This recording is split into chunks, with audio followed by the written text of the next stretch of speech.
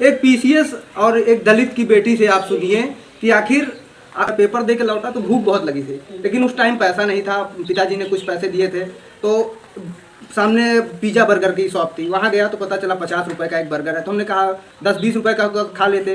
तो उस समय बहुत तकलीफ हुई थी मन में। तो ऐसा कुछ आपके साथ भी हुआ कभी? सोशल मीडिया आप चलाती होंगी, सोशल मीडिया हम भी चलाते हैं। सोशल मीडिया पे अक्सर ये होता रहता है कि जो ऊंची जातियाँ हैं, देखिए यहाँ पे कोई बात नहीं, आप एक पीसीएस हैं, मैं एक पीसीएस से बात कर रहा हूँ, तो कहते हैं ऊंची जातियाँ जो हैं सारी नौकरियाँ वो खा रही हैं, उनको मिल जा रही है। ऐसा कुछ दिखा क्या वहाँ जाके आपको? देखिए, मैं जब से इस तैयारी में हूँ, इवन जब से मैं एजुकेशन में, जब से यूनिवर्सिटी से मेरी जो मतलब पढ़ाई हुई है आगे की, हायर एजुकेशन मेरी यूनिवर्सिटी से हुई है, तो यूनिवर्सिटी में जाने के बाद हमको एक अलग तरह का माहौल मिलता है। वहाँ पे हम जाके ये देखते हैं कि जो ऊंची जाति नीची जाति नहीं, इवन सम्मान मेहनत का होता है और आपके त्याग का होता है। ये बात। और सफलता मुझे लगता है कि किसी जाति को देखकर नहीं आती है, फिर किसी समुदाय को देख के नहीं आती है। वो जो भी करेगा, फिर वो चाहे जिस भी कम्युनिटी का हो, सफलता उसके पैर चूमेगी। तो मुझे तो ऐसा नहीं लगता है। और मैं हर व्यक्ति को, इवन मेरी कम्युनिटी से हो, किसी भी कम्युनिटी से हो, मैं उसको यही संदेश दूँगी कि सफलता को अपना हथियार बनाइए।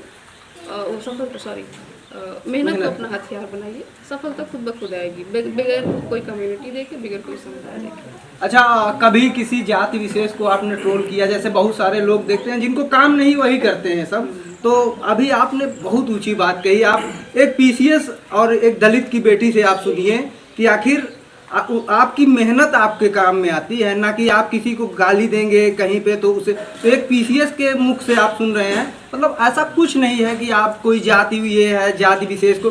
सब चीज़ किस पे निर्भर करता है, एक बार फिर बता दीजिए जनता को आप। हाँ, हमारी मेहनत और हमारे त्याग पर। आप जैसी मेहनत करेंगे वैसी आपकी सफलता होगी। अच्छा, और आखिर में कुछ आप अपनी बुरे दिनों की कहानियाँ बताना चाहेंगी? मतलब देने गए थे तो उस समय FCI का पेपर था, तो बनारस में गया था। तो वहाँ मेरे पास क्या था कि जब मैं पेपर दे के लौटा तो भूख बहुत लगी थी, लेकिन उस टाइम पैसा नहीं था। पिताजी ने कुछ पैसे दिए थे तो सामने पिज़्ज़ा बर्गर की शॉप थी, वहाँ गया तो पता चला 50 रुपये का एक बर्गर है। तो हमने कहा 10-20 रुपये का खा लेते।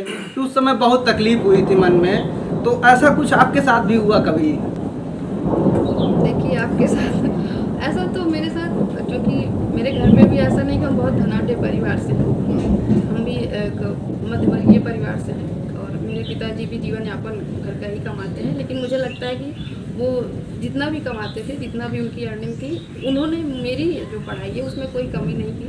तो ऐसी मुझे कोई समस्या नहीं देखने को मिली। इवन मुझे नहीं याद है कि मुझे कभी खाने की समस्या रही हो, बट उनका बस यही था कि खाने को और पढ़ने को कम ना हो, बाकी अन्य चीज़ों से समझौता हो जाएगा तो आगे वो फुलफिल हो जाएंगे। तो ऐसी कोई समस्या नहीं रही है। बाकी समस्याएं तो आई हैं अभी पिछले यही जब मेंस हुआ था, जो जिसमें मेरा हुआ है, चयन हुआ है, इसी मेंस के बाद मेरा 2 जुलाई को मेंस ख़त्म हुआ था। तो ये हम मेरे पूरे परिवार के लिए बहुत ही दुखद था। इवन जैसे कि घर पे एक बहुत ही बुरा समय था हमारे परिवार के लिए, क्योंकि 2 जुलाई को मेरा मेंस ख़त्म हुआ था और 20 जुलाई को मेरे बाबा एक्सपायर हो गए थे।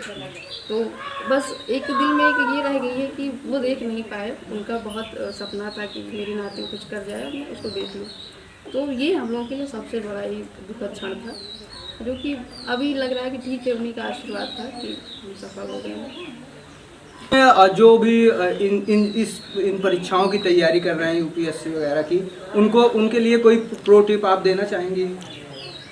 हाँ, मैं तो खैर इस तैयारी में बहुत ही अच्छे लोग हैं जिनका चयन नहीं होता है किन्हीं कारणवश।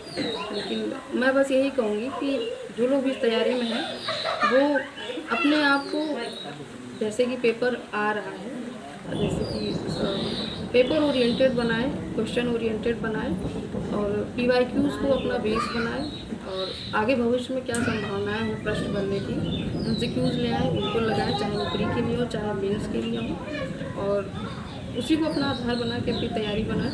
और मोस्ट इम्पॉर्टेंट थिंग कि जो मेरे लिए मोरल सपोर्ट का काम किया था, मेरे पेरेंट्स का विश्वास, मेरे पेरेंट्स का मेरे प्रति विश्वास होना और मेरा मेरे पेरेंट्स के प्रति विश्वास होना। तो हम जब विश्वास लेके चलते हैं तो मुझे लगता है कि डीमोटिवेट होने का और असफल होने का कोई प्रश्न ही नहीं उठता है।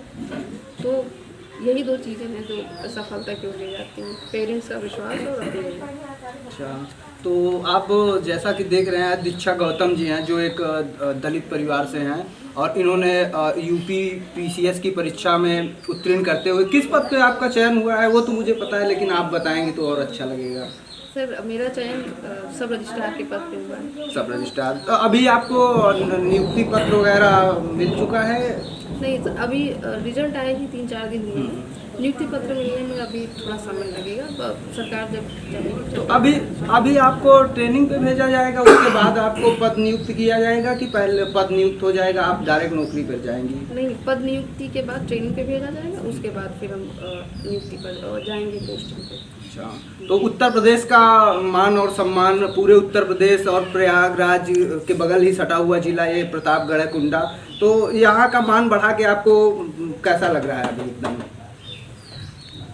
देखिए, मेरी सफलता से तो मेरे पूरे क्षेत्र का नाम, प्रदेश का नाम रोशन हुआ है। और इन सब से हटके जो मुझे जो पर्सनली खुशी है वो ये है कि मेरे पेरेंट्स का जो त्याग था वो सफल हुआ है बस। और बाकी प्रदेश में खुशी का माहौल है, इसको देख के मुझे भी खुशी मिल रही है कि मुझे तो मतलब भरोसा ही नहीं था कि कुछ है। मैं लोगों की खुशी देख रही हूँ तो मुझे महसूस हो रहा है कि अच्छा कुछ है, तभी लोग इतना खुश है, तो मुझे भी खुशी हो रही है। दीक्षा गौतम जी हैं जिन्होंने यूपी पीसीएस की परीक्षा उत्तीर्ण करके सब रजिस्ट्रार के पद को हासिल कर लिया है, और ऐसे ही आप भी अगर मेहनत करेंगे तो आपको सफलता एक दिन जरूर मिलेगी। इन्होंने जो बताया वो आपके लिए एक बहुत अच्छा की पॉइंट हो सकता है भविष्य के लिए, और ऐसे ही तमाम वीडियो हमारे चैनल पे आते रहेंगे। मेरा नाम प्रकाश पांडे है, कैमरे के पीछे मोहित पांडे हैं। मिलते हैं आपसे अगले वीडियो में। नमस्कार, जय हिंद, जय भारत। दीक्षा गौतम का ये बेबाक जवाब सोशल मीडिया की तमाम अफवाहों पर एक करारा तमाचा है, लेकिन एक बेटी को इस मुकाम तक पहुंचाने के पीछे उस पिता का कितना बड़ा संघर्ष है जिसने अपनी रातों की नींद और दिन का चैन एक कर दिया। दीक्षा के पिता ने कैसे अपनी लाडली के सपनों को हकीकत में बदलने के लिए जमीन आसमान एक किया। क्या संघर्ष रहा एक आम परिवार के उस मुखिया का जिसने अभावों के बीच भी कभी हार नहीं मानी। देखिए दीक्षा के पिता का वो गर्व से भरा इंटरव्यू जिसने पूरे प्रतापगढ़ का सीना चौड़ा कर दिया। आखिर एक पिता की मेहनत ने कैसे बदली घर की किस्मत। देखिए अगला भाग कल सुबह ठीक 10 बजे सिर्फ खबर प्रयागराज तक पर। अभी फॉलो कर ले ताकि आप ये गौरवपूर्ण हिस्सा मिस न करें।